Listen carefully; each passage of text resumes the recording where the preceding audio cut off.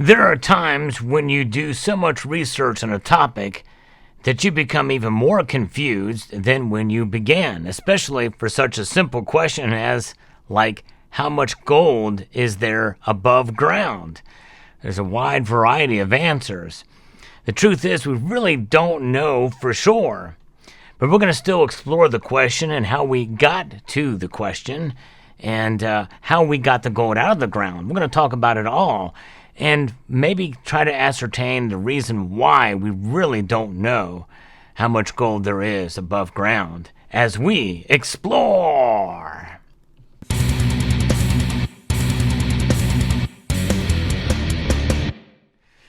Gold, it has been treasured for centuries, well, for thousands of years, really.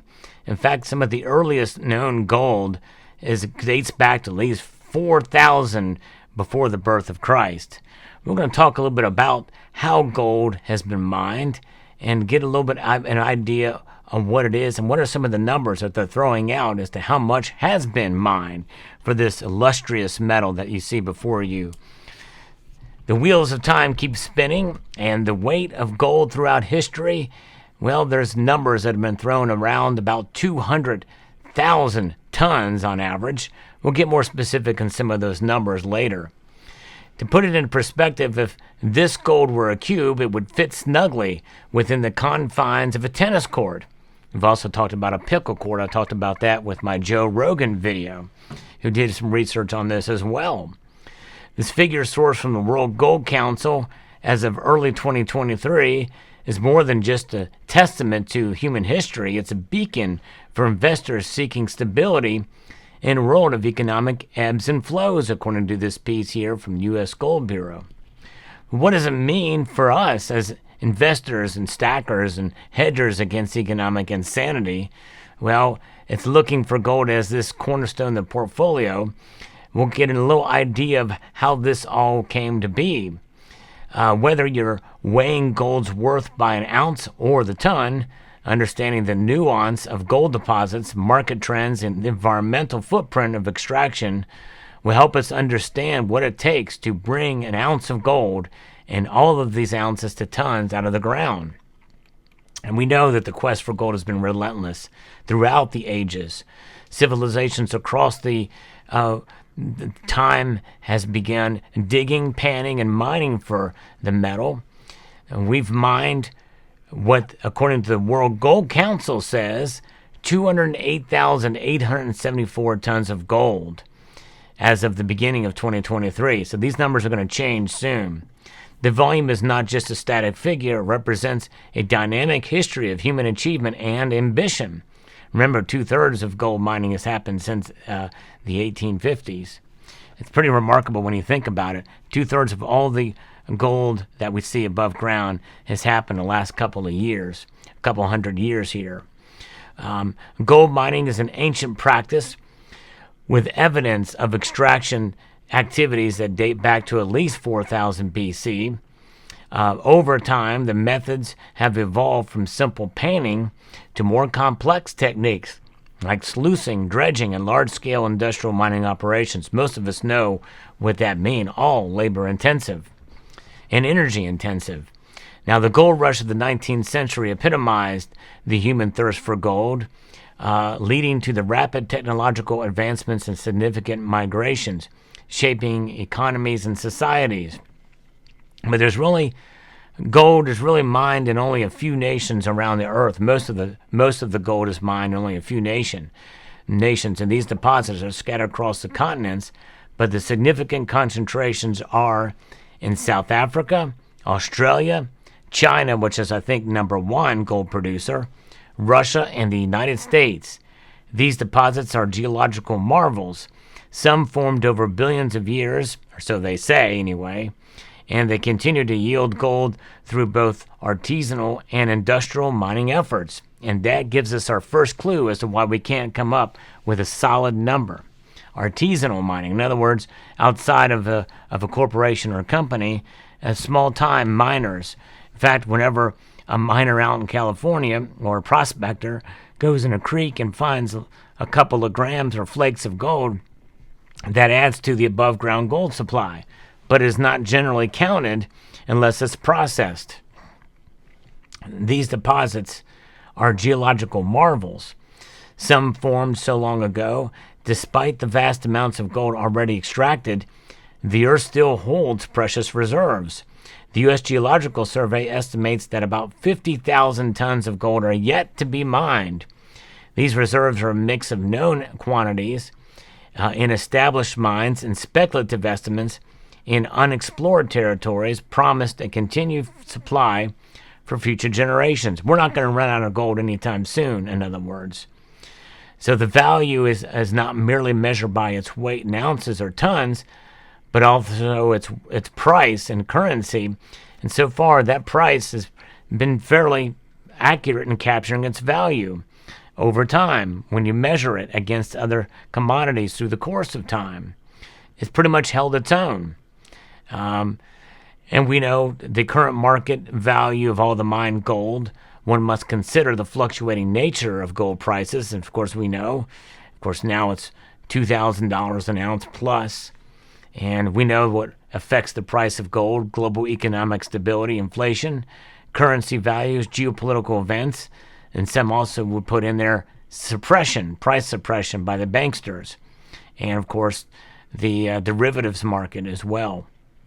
But we know that gold, according to the World Gold Council, is stating that they've got 208,874 tons, and their proven reserves are about 52,000 tons. What has been proven, that breakdown, according to the World Gold Council, is that that amounts to about a 22 millimeter cube, 73 feet per side. And the breakdown of that, by the end of 2022, is jewelry makes up 46% of that. That's at the end of 2022. I say that because some of these numbers are going to change. Bars and coins comes in at 22%, second place for bars and coins. And that's pretty remarkable when you think about that. How much of those bars and coins are in central banks? I don't know, but central banks is a separate category. It has 17%, and I thought it was about 27%. But maybe that number will go up, though, this year, I'm sure. And other, I don't know how you would constitute other, has a huge chunk as well. That's 15% for other. Other is probably other applications is more likely, my guess. Other applications, meaning industrial, science, technology, and the like, and for anything else. Now, so that's fascinating to see that information. Now, according to the United States Geological Survey, though, about 244 metric tons of gold has been discovered to date, and that includes 57,000 metric tons that are underground reserves, much higher than the World Gold Council's. However, they show less mined. 187,000 has been mined, historically produced, plus current underground reserves. So that is quite a big difference between the two, according to the U.S. Geological Survey. So who do we trust? And when was this information gathered? I don't know. It doesn't say. On the website, it does not say as to what date. Has this website, since it's a government website, not been updated in enough time? I don't know. In a while?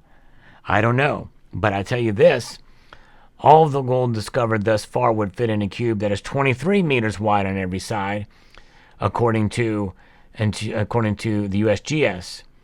And according to the World Gold Council, I guess, I don't know, the 52,000 compared to the others, would that mean 23? Would that mean the same thing, come out the same thing? I don't know. But the thing is the numbers don't jive for one reason or another. So you have two institutions that are giving you different numbers, and that could be because of the temporal difference in the reporting. That could be that could very well could be it. But the other possibility is this, is that perhaps they're not accounting for artisanal and even illegal gold mining as well. And are they counting recycled gold? Because if recycled gold is accidentally counted each time it's recycled, well, there's that. And how do you know what's being recycled or not? What's discoverable gold? What kind of gold makes its way? How much gold has been produced illegally or not being tracked? In other words, it could be produced legally, but just not being tracked. The biggest example of that would be China. China is one big fat mystery with regards to its gold. We know it's a huge gold producer, if not the top producer of gold, but no one knows how much gold reserves they have. They could have a whole lot more than we have in our reporting. And I'm going to throw this out there too, which is a possibility that we may not be honest brokers with the amount of gold that is mined in the United States. I don't know. Perhaps we've got more gold than what we're saying we have, just to protect ourselves too.